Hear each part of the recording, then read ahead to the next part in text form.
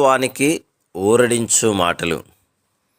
సహోదరుడు భక్తి సింగ్ గారి యొక్క పరిచర్య నుండి సేకరించిన అనుదిన ధ్యానములు.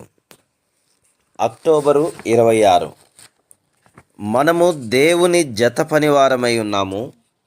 మీరు దేవుని వ్యవసాయమును, దేవుని గృహమునై ఉన్నారు. 1 కొరింథీ 3:9. విశ్వాసులముగా మనకు ఇవ్వబడిన అనేకమైన పేర్లలో ఒకటి దేవుని జత పనివారము. 1 కొరింథీ 3:9. 2 కొరింథీ 6:1 కూడా ఇదే కనబడుచున్నది. కాగా మేము ఆయన తోడి పనివారమై మీరు పొందిన కృపను వ్యర్థము చేసుకొనవద్దని మిమ్మును వేడుకొనుచున్నాము. ప్రభువు కోరిన యెడల యెరూషలేము ప్రాకారములను పునర్నిర్మించుటకు ఎవరో కొంతమంది అన్యజనులను వాడుకునిండవచ్చు, లేదా అదే కోరేషు రాజును అతని సేనలను కావలసిన వస్తువులను పంపుటకు వాడుకొని ఉండవచ్చును, లేదా దేవుడు రాజైన అర్తహషస్తను అతని ప్రజలను త్వరగా తిరిగి కట్టుటకు వాడుకొని ఉండవచ్చును.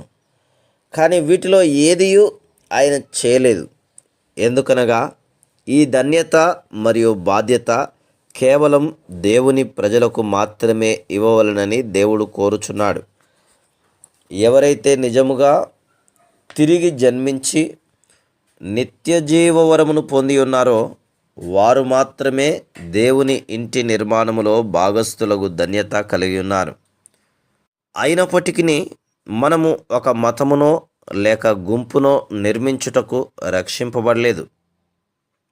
దేవుని ఇంటిని, దేవుని నివాస స్థలమును, పరలోకపు ఇంటిని నిర్మించుటకు ఆయన నామమున పిలువబడితిమి. ఎఫెసీ 2:22 ప్రకారం మనము నిత్యము ఉండు దేవుని ఇంటిగా